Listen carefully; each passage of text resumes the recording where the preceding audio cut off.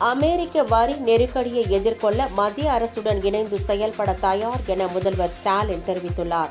இது தொடர்பாக அவர் வெளியிட்டுள்ள அறிக்கையில், அமெரிக்காவின் 50% வரி விதிப்பால் இந்தியாவின் ஏற்றுமதி சார்ந்த தொழில்கள் பெரும் நெருக்கடியில் சிக்கியுள்ளன எனவும், மென்பொருள் துறைகளில் முன்னணியில் உள்ள தமிழகம் அமெரிக்காவை தான் மிகப்பெரிய ஏற்றுமதி சந்தையாக கொண்டுள்ளது எனவும் தெரிவித்துள்ளார்.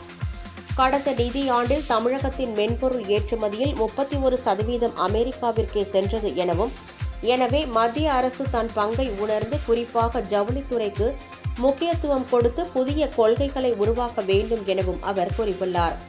தமிழ்நாடு வழிகாட்டி நிறுவனம் நடத்திய பகுப்பாய்வில் அமெரிக்கா வரி விதிப்பால் தமிழகத்திற்கு 33,800 கோடி ரூபாய் இழப்பு ஏற்படும் எனவும், இதேபோல் ஜவுளி, இயந்திரங்கள், வைரம் மற்றும் நகைகள், வாகன உதிரி பாகங்கள் ஆகிய துறைகளில் வேலை இழப்பு 13 36% வரை உயர வாய்ப்புள்ளதாகவும் அவர் குறிப்பிட்டுள்ளார். எனவே ஏற்றுமதியை பாதுகாக்கவும் வேலை இழப்பிலிருந்து தொழிலாளர்களை காப்பாற்றவும் மத்திய அரசுடன் இணைந்து பணியாற்ற தமிழகம் தயாராக உள்ளதாகவும் அந்த அறிக்கையில் முதல்வர் ஸ்டாலின் தெரிவித்துள்ளார்.